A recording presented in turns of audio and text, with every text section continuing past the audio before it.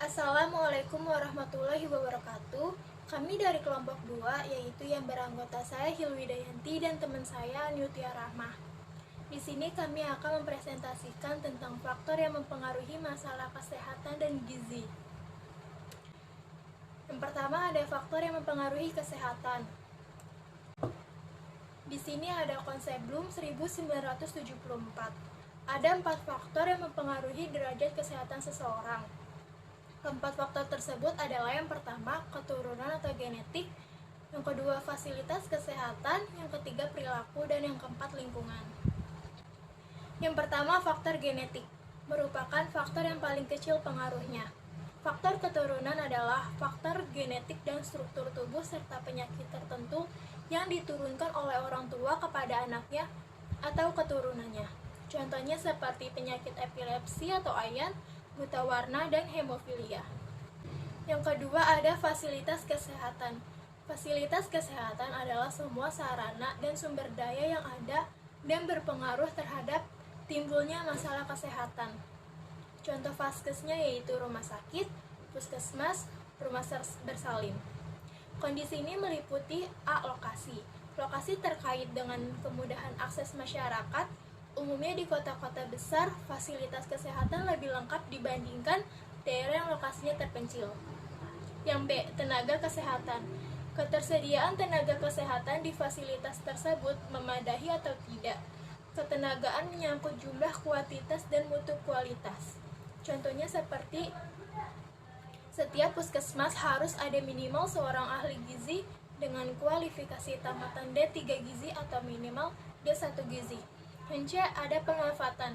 Dengan adanya vaskes tersebut, masyarakat diharapkan memanfaatkannya. Namun terkadang masyarakat lebih memilih tenaga kesehatan tradisional seperti dukun untuk meminta pertolongan sehubungan dengan kesembuhan penyakitnya. Yang ketiga ada perilaku. Peranan perilaku terhadap masalah kesehatan tidak berdiri sendiri tetapi terkait dengan faktor lainnya. Jenis perilaku ini ada 2 macam, yaitu perilaku positif dan perilaku negatif. Perilaku positif artinya tingkah laku yang baik dan mendorong timbulnya derajat kesehatan yang optimal. Dan perilaku negatif artinya tingkah laku yang buruk bila ditinjau dari segi kesehatan dan menghambat tercapainya derajat kesehatan yang optimal. Contoh perilaku positif dan contoh perilaku negatif. Yang pertama yaitu contoh perilaku positif, ada makan 3 kali sehari. Yang kedua, makan berdasarkan prinsip menu seimbang. Yang ketiga, ada ibu hamil, makan lebih banyak dari biasanya. Yang keempat, pemberian air susu ibu atau ASI kepada anak sampai umur 2 tahun. Contoh perilaku negatif yang pertama ada tabu atau berpatangan terhadap makanan tertentu yang tidak sesuai dengan konsep ilmu gizi. Yang kedua, ada pengolahan makanan yang keliru, seperti memotong sayur dahulu baru mencucinya, bukan sebaliknya. Yang ketiga ada pengaruh jumlah makan pada saat hamil. Yang keempat, tidak mau memberi ASI dan diganti dengan susu formula. Faktor yang mempengaruhi seseorang berperilaku positif dan negatif antara lain yaitu tingkat pendidikan, kepercayaan, pandangan hidup, nilai-nilai yang ada, norma-norma, serta adat istiadat yang ada di masyarakat dan sosial ekonomi. Yang keempat, ada lingkungan. Lingkungan hidup adalah segala sesuatu, baik benda maupun keadaan yang berada di sekitar manusia yang dapat mempengaruhi kehidupan manusia dan masyarakat. Terkait masalah kesehatan, lingkungan merupakan segala sesuatu yang berada di sekitar kita dan berhubungan dengan kehidupan kita sebagai manusia. Pada umumnya, lingkungan hidup dapat dibagi menjadi 4 bagian, yaitu lingkungan biologi, lingkungan fisik, lingkungan ekonomi, dan lingkungan mental sosial.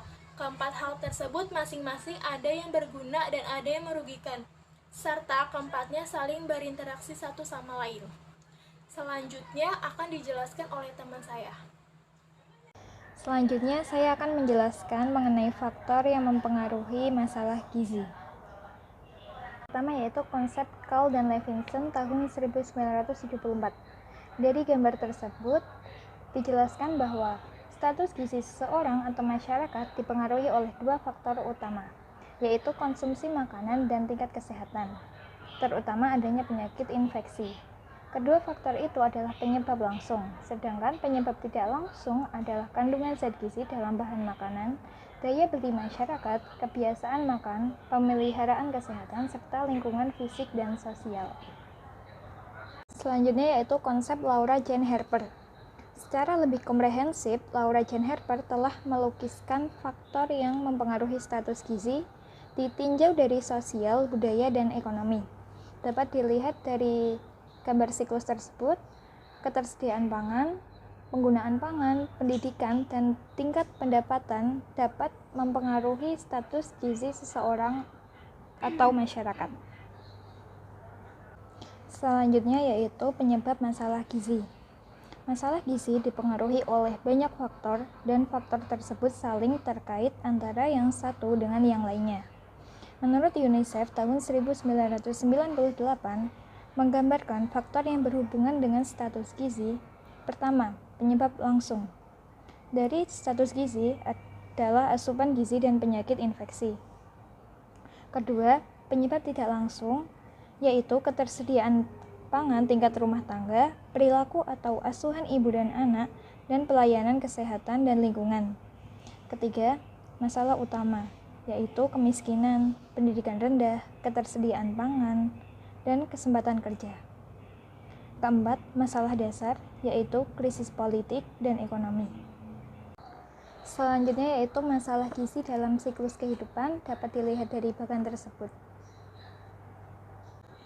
Dari gambar siklus tersebut dapat dijelaskan bahwa perjalanan masalah gizi dapat dilihat dari sudut pandang siklus kehidupan, yaitu dimulai dari ibu hamil, bayi yang dilahirkan, anak balita, remaja, usia sekolah, orang dewasa, dan usia lanjut.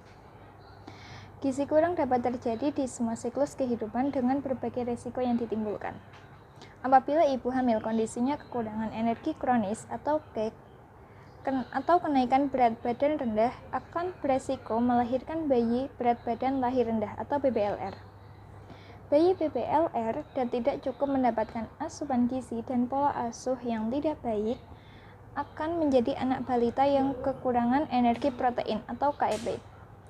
Anak balita yang menderita KEP dan apabila terjadi dalam waktu yang relatif lama, tidak cukup mendapatkan asupan gizi akan menjadi anak usia sekolah dan remaja yang mengalami gangguan pertumbuhan. Pada saat menjadi wanita usia subur akan mengalami gangguan kekurangan energi kronik dan akhirnya pada usia lanjut akan mengalami kekurangan gizi. Lingkaran masalah gizi kurang. Masalah gizi muncul sebagai akibat interaksi berbagai faktor yang mempengaruhinya. Jadi, masalah gizi tidak hanya disebabkan oleh satu faktor saja, melainkan merupakan suatu sistem yang saling terkait satu sama lain. Dari gambar siklus ini dapat dilihat, dimulai dari kekurangan gizi akan menyebabkan kemampuan kerja menurun sehingga produksi pangan rendah. Selanjutnya pendapatan juga akan rendah dan konsumsi pangan juga akan rendah. Hal itu akan terus berputar menjadi lingkaran masalah kurang gizi. Model pendekatan untuk mempelajari pengaruh faktor sosial dan budaya terhadap kebiasaan makan. Hertog dan Van Strangeren memerinci fungsi sosial makanan sebagai berikut. 1.